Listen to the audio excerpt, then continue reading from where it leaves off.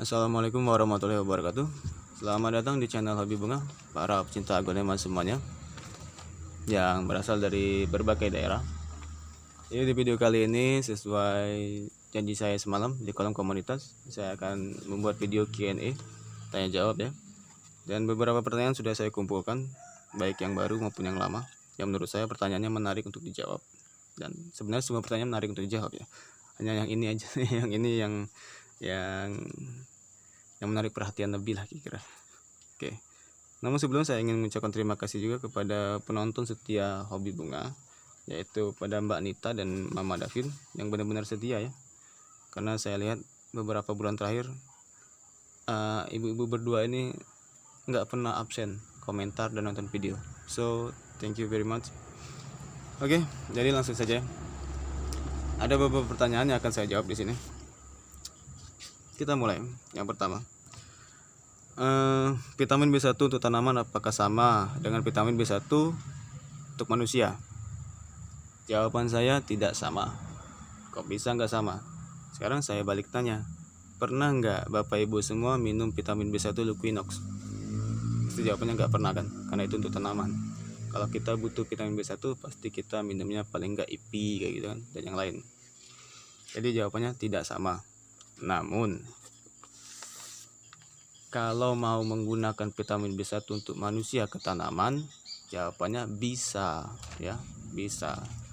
Bapak Ibu semua bisa menggunakan vitamin B1 IP atau merek lain ke tanaman, namun dosisnya itu harus pas ya gitu. Kalau dosisnya berlebih ya nggak bagus juga, kalau kurang ya percuma kayak gitu ya. Jadi kalau pertanyaannya apakah sama, jawabannya tidak sama. Tapi apakah bisa digunakan ke tanaman? Jawabannya bisa.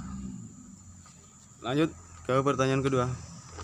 Apa media tanam terbaik untuk aglonema? Sebenarnya semua media tanam itu bagus ya.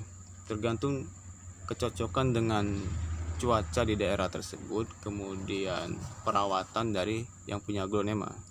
Kalau saya pribadi, saya hanya menggunakan 3 bahan dari awal sampai sekarang. Nggak pernah nambah. Jadi racikan saya itu hanya sekam mentah yang benar-benar sudah lapuk, tanah, dan kotoran hewan gitu. Hanya 3 itu. Namun dosisnya atau kadarnya itu beda-beda tiap umur aglo. Jadi kalau masih kecil dia pakai kotoran hewannya sedikit, tapi kalau udah remaja kotoran hewannya seimbang dengan tanah gitu ya gitu. Tapi tetap hanya 3 racikan itu. Namun semua racikan tuh bagus ya. Jadi saya bilang tergantung daerahnya. Kalau daerahnya panas ya gunakan racikan yang bisa mendinginkan gitu ya. Dan ya yang merawat aglonema juga itu tergantung itu juga sih. Oke, yang ketiga, lanjut. Perhatikan bikin metan dan tanam aglo langsung.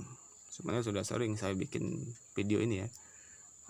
Udah bikin metan udah pernah, nanam aglo udah pernah.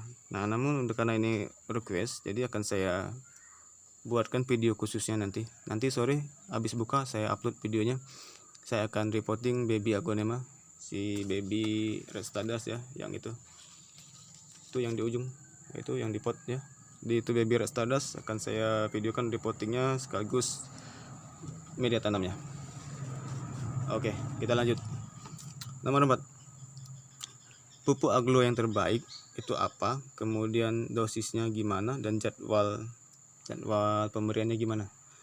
Oke, semua pupuk aglonema itu bagus ya, baik itu merek Growmore, NPK, Gandasil, Dekastar, atau apapun itu mereknya, semuanya bagus untuk aglonema. Tergantung cara pakainya. Kalau cara pakainya salah, maka akibatnya jelek. Kalau cara pakainya benar, ya otomatis aglonya akan sehat dan subur kayak gitu ya. Dan tergantung juga tadi daerahnya gitu ya. Ya maksud saya kalau pupuk itu panas dan daerah kita panas ya jangan dipakai. Pakai pupuk yang lumayan dingin kayak gitu. Kalau saya lebih sering gunakan pupuk Growmore ya. Dan kenapa saya bilang semua pupuk aglonema itu sama? Karena pada dasarnya pupuk daun itu mengandung 3 bahan utama, yaitu nitrogen, fosfor, dan kalium. Karena itu disingkat NPK.